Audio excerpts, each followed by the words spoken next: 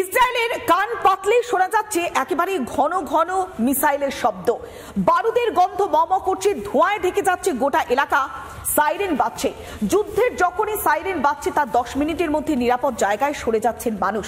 সেখানকার কি পরিস্থিতি? ইসরায়েলের রাস্তাঘাট কেমন? এখন তো শুনশান। সেখানকার মানুষজন কি নিরাপদে রয়েছেন? সেখানকার অভিজ্ঞতার কথা তুলে ধরেছেন প্রবাসী ভারতীয়। অন্যদিকে যে ছবিগুলো লাগাতার দেখিয়েছিলাম টানা রিপাবলিক বাংলার পর্দায়, রাতের অন্ধকারে যেভাবে মিসাইল হামলা চলছে, দিনের বেলাও মানুষজন রাস্তায় বেরোতে ভয় পাচ্ছে। বিশেষ করে ইসরায়েলের রাজধানী শহর তেল আভিভের যে সেন্ট্রাল তেল আভিভ ছাড়াও বিশেষ করে সাউথ যে তেল আভিভ, সেই তেল আভিভে বেশি করে হামলা চলছে।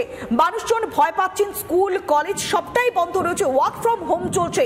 তবে নিত্য প্রয়োজনীয় জিনিসের জন্য মানুষজন বেরোচ্ছেন খুব সামান্য সময়। যখনই যুদ্ধের সাইরেন বাজছে তখনই তারা নিরাপদ জায়গায় সরে আসছেন। একদিকে যেমন তাদের যুদ্ধকপ্টারকে ধ্বংস করছে ইসরায়েল, অন্যদিকে ইরানের আকাশে যুদ্ধকপ্টারকে ধ্বংস করা হচ্ছে। এর মাঝে ইসরায়েলের ওপরেও ধেয়ে আসছে একের পর এক মিসাইল, ড্রোন। ইসরায়েল যে ড্রোন পাঠিয়েছিল সেই ড্রোনকেও ধ্বংস করে দিয়েছে ইরান।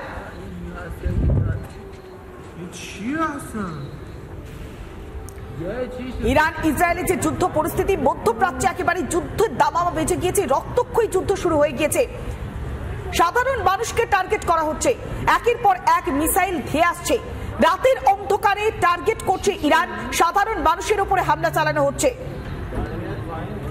ঘন ঘন মিসাইলের কান ফাটানো শব্দ, গ্রাউন্ড জিরো থেকে সেই ভয়ঙ্কর অভিজ্ঞতা শোনাচ্ছেন প্রবাসী ভারতীয়রা।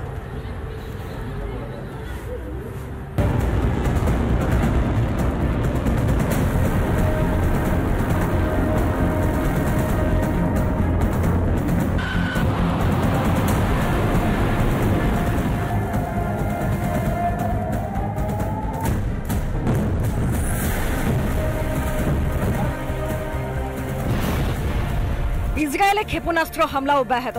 নাগারে ইসরায়েলের দিকে ক্ষেপণাস্ত্র ছুঁড়ছে ইরান, গুঁড়িয়ে দেওয়া হয় এলাকার পর এলাকা। ইসরায়েলের পরিস্থিতির কথা ব্যাখ্যা করলেন প্রবাসী ভারতীয় লেখক রত্নদীপ ওম চক্রবর্তী। কিন্তু এমন না যে আক্রমণ আটকে আছে, রাত্রিবেলা হলেই কিন্তু প্রত্যেক দিন ইরান থেকে মিসাইল আসে এবং এই মুহূর্তে এখন ইসরায়েল কিন্তু পাল্টা আক্রমণ চালাচ্ছে ইরানের মধ্যে। তেল আভিভ বলতে পারি যে নিস্তব্ধ, পাবলিক ট্রান্সপোর্ট চলছে না, ওইটা থেকেই কিন্তু একমাত্র জিনিস যেটা আপনি বলতে পারেন যে পরিস্থিতি সেটা কিন্তু স্বাভাবিক নয়। ইরান ইসরায়েলের যুদ্ধে পিষে যাচ্ছে সাধারণ মানুষের জনজীবন।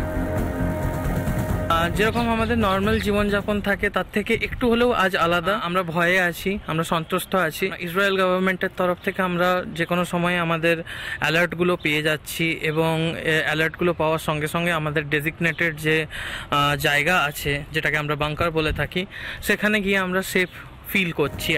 শুনলেন তো কি ভয়ঙ্কর অভিজ্ঞতা? তাহলে কি এবার সংঘাত অন্য দেশেও ছড়িয়ে পড়বে? এখন যে পরিস্থিতি ইসরায়েল নিয়ে গেছে, যে পরমাণু বা অস্ত্র যদি ইরানের হাতে থাকে তাহলে তার ফলে ইসরায়েল সবচেয়ে ক্ষতি হতে পারে ইরানের প্রক্সি যে সমস্ত অর্গানাইজেশনসগুলো আছে, হামাস বা হেজবুল্লাহ বা হুতিদের মধ্য দিয়ে। যুদ্ধরত ইসরায়েল এখন যেন বদ্ধভূমি। যে উদ্দেশ্যে তেল আভিভ যাওয়া, সেই লক্ষ্যই এখন লাটে উঠেছে। এখন একটাই আপ্রাণ চেষ্টা, প্রাণ হাতে নিয়ে ঘরে ফিরে আসা। রিপাবলিক বাংলা।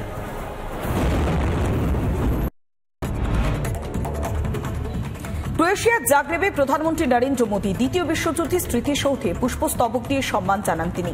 পরে ক্রোয়েশিয়ার প্রেসিডেন্টের সঙ্গে বৈঠক করেছেন প্রধানমন্ত্রী।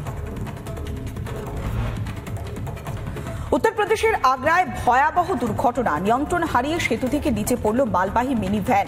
ঘটনাস্থলে মৃত্যু হয়েছে 4 জনের, চালক এবং খালাসি গুরুতর জখম অবস্থায় হাসপাতালে ভর্তি। দুর্ঘটনার জেরে যান চলাচল ব্যাহত হয়। পরে পুলিশের তৎপরতায় কয়েক ঘন্টার পর স্বাভাবিক হয় যান চলাচল। প্রবল বৃষ্টিতে ভূমিধসের কবলে কর্ণাটকের বেঙ্গালুরুতে ধসে গেল ভূমি। আর এবার ধসের কবলে কান্নুরু গ্রামের শতাধিক গ্রামবাসী। দ্রুত বিপর্যয় মোকাবেলার আশ্বাস দিয়েছেন জেলা প্রশাসন। মহাকুম্ভের সাফল্য উদযাপনে এবার বিশেষ উদ্যোগ নিয়েছে কেন্দ্রীয় আয়ুষ মন্ত্রক।